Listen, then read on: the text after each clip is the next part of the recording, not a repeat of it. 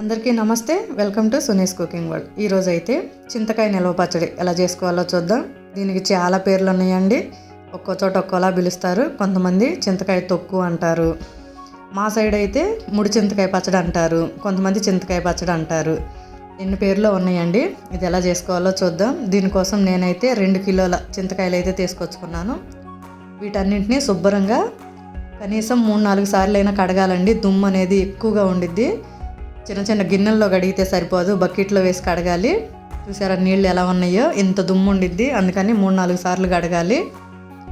అలాగే శుభ్రంగా ఆ నీళ్ళన్నీ బాగా తెల్లగా వచ్చేంతవరకు శుభ్రంగా రుద్దుకుంటూ కడిగేసుకోవాలి.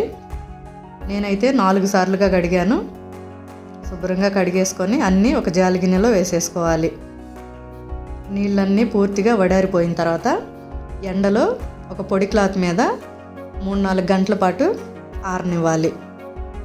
శుభ్రంగా ఆరిన తర్వాత అన్నీ తీసుకొచ్చుకొని ఇలా ఏదన్నా బాగలేని కాయ ఉండిద్ది కదా, అది కొంచెం కట్ చేసుకోవాలి. ఇలా తొడియాలు ఇలా చివరిని ఏదైనా, ఇది పాడైపోయిన కాయ కాదండి, చెట్టు నుంచి కింద పడినప్పుడు దెబ్బ తగిలిద్ది కదా, అలాగా ఏమన్నా బాగలేకపోతే చాకుతో కట్ చేసి అన్నీ ఒక గిన్నెలో పోసేసుకోవాలి. ఇలాగే మిగిలిన కాయలన్నీ కూడా తొడాలన్నీ కట్ చేసుకొని ఏమైనా కాయ బాగలేకపోతే అంతవరకు కట్ చేసి అన్నీ శుభ్రంగా ఒక గిన్నెలో పోసి పెట్టుకోవాలి. చూసారా వేస్ట్ అయితే ఎంత వచ్చిందండి.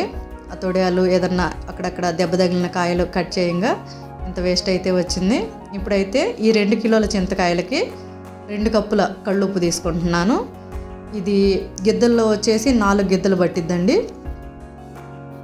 తర్వాత 2 కిలోలకి 2 టేబుల్ స్పూన్ల మెంతులు వేసుకున్నాను. మనకి కావలసినంత పసుపు వేసుకున్నాను. ఇవన్నీ రెడీ చేసుకున్నాము. చింతకాయలు, ఉప్పు, మెంతులు, పసుపు. ఇప్పుడైతే రోట్లో దంచేసుకుందామండి. నేనైతే రోట్లో దంచుకుంటాను. చిన్న రోలే అయినా సరే కొంచెం కొంచెం వేసుకుంటూ దంచుకుంటాను. ఇది మిక్సీల్లో అలా వేసే పచ్చడి కాదండి. కొంచెం ఓపికగా ఇలా నిదానంగా చేసుకోవాలి. పట్టినన్ని కొంచెం కొంచెం వేసుకొని దంచుకోవాలి. ఇప్పుడైతే మనం రెడీగా పెట్టుకున్నాం కదా ఉప్పు, అది కొంచెం కొంచెంగా వేసుకుంటూ ఉప్పు, పసుపు వేసుకుంటూ దంచుకోవాలి. ఇలా ఉప్పు, పసుపు వేసుకున్న తర్వాత ఒకసారి అంతా కలుపుకొని మళ్ళీ దంచుకోవాలి. ఎక్కువ బాగా మెదగాల్సిన అవసరం లేదండి. కాయలు అనేవి కాస్త ఇలా కచ్చాపచ్చాగా దంచుకోవాలి.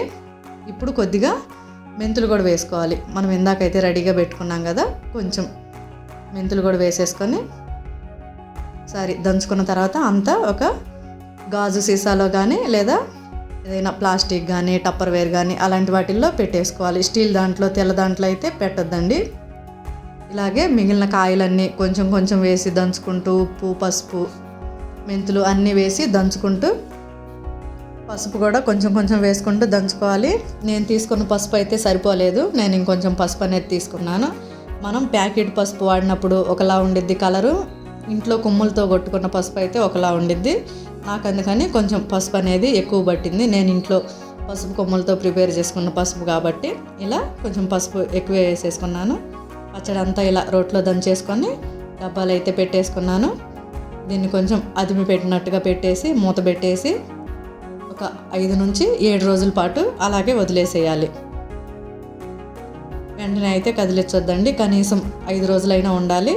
5 రోజుల తర్వాత ఇదంతా ఒక గిన్నెలోకి వేసేసుకోవాలి. కొంచెం వెడల్పుగా ఉన్న గిన్నెలోకి అయితే ఈ పచ్చడి అంతా వేసేసుకోవాలి.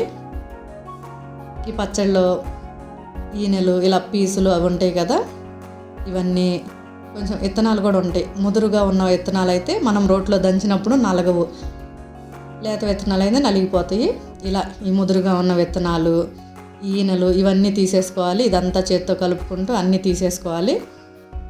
చూసారా ఇన్ని విత్తనాలు, ఇన్ని పీసులు అయితే వచ్చేసినాయి. ఈనెలు, పీసులు ఎంత వేస్ట్ వచ్చిందో చూసారా.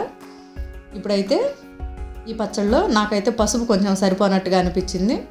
అందుకని నేను ఇంకొంచెం పసుపు వేశాను.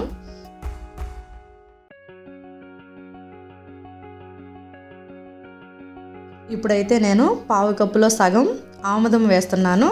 ఇది మామూలుగా డబ్బాల్లో ఆముదం కాదండి, నేను గానుగ దగ్గరికి వెళ్ళి తీసుకొచ్చుకున్న ఆముదము. ఇది ఈ పచ్చళ్ళలో వేయటం వల్ల ఇది సంవత్సరమైనా సరే ఈ కలర్ అనేది మారకుండా మనకి కళ్ళకి ఇంపుగా అలాగే కనిపిస్తూ ఉండిద్ది. ఇంతకుముందు మీరు వేసారో లేదో తెలియదు, ఒకసారి అయితే కొంచెం ఇలా ఆముదం వేసి చింతకాయ పచ్చడి అయితే పట్టుకోండి, చాలా బాగుండిద్ది. అసలు ఫ్రిడ్జ్లో పెట్టకపోయినా సరే అలాగే ఉండిద్ది. ఆముదం కూడా వేసి అంతా ఒకసారి కలుపుకున్నాక మళ్ళీ కొంచెం కొంచెం రోట్లో వేసుకొని దంచుకోవాలి. ఈ పసుపు ఆముదం మళ్ళీ కొంచెం వేసాం కదా, ఇవన్నీ కలిసేలాగా దంచుకోవాలండి. ఇలాగే కలుపుకుంటూ కొంచెం కొంచెం పెద్ద రోలు అయితే బాగుండేదండి. నాకైతే ఇక్కడ మనకి సిటీల్లో ఉండే వాళ్ళకి పెద్ద రోళ్ళు అందుబాటులో ఉండవు కదా. చూస్తాను నెక్స్ట్ టైం చింతకాయ పచ్చడి దంచేటప్పటికి కుదిరితే పెద్ద రోలు అయితే తీసుకుంటాను. ఇలా బాగా మెత్తగా దంచుకోవాలి. ఇలా దంచుకొని అంతా ఒక గిన్నెలో వేసేసుకోవాలి. మిగిలిన పచ్చడి అంతా కూడా ఇలాగే దంచుకోవాలండి. ఇప్పుడైతే కిలోల్లో పెట్టుకుంటున్నాము. మేము చిన్నపిల్లలం అప్పుడు ఊళ్ళో ఇంటి దగ్గర అయితే కట్లు అని అలా పెట్టేవాళ్ళు. 5 కట్లు 10 కట్లు అలా పెట్టేవాళ్ళు. కట్టు అంటే 3 కిలోలు అంటారు. ఎక్కువ పెట్టేవాళ్ళు అండి. ఇంతకుముందు ఇంట్లో రోజు ఈ పచ్చడి అయితే ఉండాల్సిందే. చింతకాయ పచ్చడి, పచ్చిమిర్చి పల్లీలు వేయించి ఈ పచ్చడి కొంచెం వేసుకొని చేసుకుంటారు. ఎండుమిర్చితో కూడా చేసుకుంటారు. దోస గింజలు ఎండుమిర్చి వేసి ఈ పచ్చడి చేసుకుంటారు. ఎండుమిర్చి పల్లీలు వేసి ఈ పచ్చడి చేసుకుంటారు. ఇది మనం ఒకసారి చేసి పెట్టుకుంటే ఎన్ని విధాలుగా అయినా సరే మనకు నచ్చినట్టు చేసుకోవచ్చు. అంతే అండి, పచ్చడి అయితే రెడీ అయిపోయింది. అంతా కలుపుకొని జాడీలో కానీ గాజు సీసాలో కానీ ఎందులో అయినా సరే పెట్టేసుకోవాలి. నేనైతే 2 సీసాల్లో పెట్టుకుంటున్నాను. ఒకటైతే ఫ్రిడ్జ్లో పెట్టేస్తా, ఒకటైతే బయట ఉండిద్ది. మా ఇంట్లో వారంలో 2 రోజులైనా సరే ఈ చింతకాయ పచ్చడి అనేది ఉండాలి. మా ఇంట్లో అందరికీ అంత ఇష్టము. పచ్చడి అయితే రెడీ అయిపోయిందండి. ఇలా చేసి పెట్టుకుంటే సంవత్సరం కాదండి 2 సంవత్సరాలైనా సరే పచ్చడి కలర్ మారదు, అలాగే ఉండిద్ది. ఇంత రిస్క్ ఎందుకు, ఈ పచ్చడి బయట దొరికిద్ది కదా, కొనుక్కోవచ్చు కదా అని చాలామంది అనుకుంటారు. అలాంటి వాళ్ళ కోసం ముందు మనం చింతకాయలు తీసుకొచ్చి కడిగి కట్ చేసినప్పుడు వేస్ట్ అనేది ఇంత వచ్చింది కదా, తర్వాత మళ్ళీ మనం 5 రోజుల తర్వాత గిన్నెలో పోసుకొని ఇత్తనాలు ఈనెలు వేరాం కదా, ఈ వేస్ట్ ఆ వేస్ట్ చూసారా ఎంత వేస్ట్ వచ్చిందో. బయట వాళ్ళు ఇంత నీట్గా అయితే చెయ్యరు కదా, అందుకోసమని మనం సంవత్సరానికి ఒకసారైనా ఇంట్లో అయితే పచ్చడి అయితే ఇలా పట్టుకుందాం. ఈ వీడియో మీ అందరికీ నచ్చింది అనుకుంటున్నాను. ఈ వీడియో నచ్చితే సునీస్ కుకింగ్ వరల్డ్ ఛానల్ని లైక్ చేయండి, షేర్ చేయండి, సబ్స్క్రైబ్ చేయండి.